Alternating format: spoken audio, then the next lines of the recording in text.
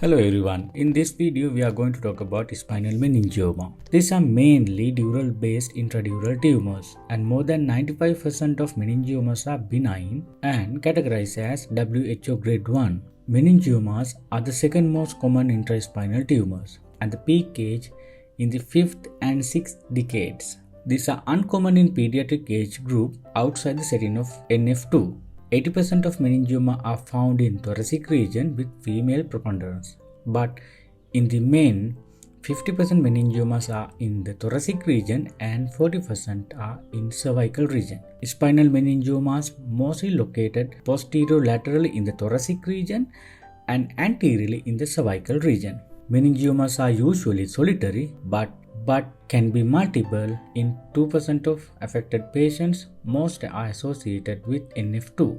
These are very slowly growing and you can see major cord compression but usually minor symptoms.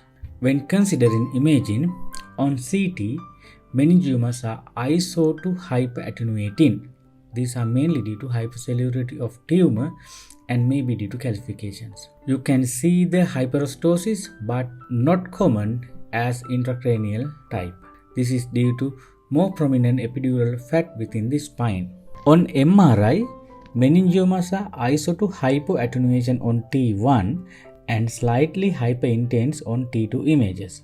You can see a strong and homogeneous enhancement with gadolinium, except the areas of calcifications. Some meningiomas are heavily calcified and dark on all sequences with little contrast uptake. The classical dural tail may be seen but less frequent and less typical than intracranials. Spinal meningiomas may cause compression and displacement of spinal cord, and you can see the signal changes due to compression but usually rare. When considering differential diagnosis, the primary differential diagnosis include nerve sheath tumors including spinal sonoma and spinal neurofibroma.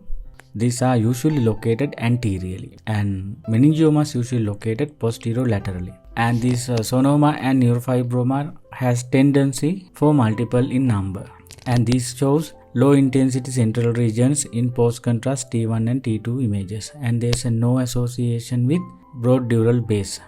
You can see neural exit foraminal widening with nerve sheath tumors. When considering treatment and prognosis of spinal meningioma, these are typically slow-growing tumors and surgery is the treatment of choice. And complete tumor removal you can achieve in most cases, so there's a less than 10% probability for recurrence.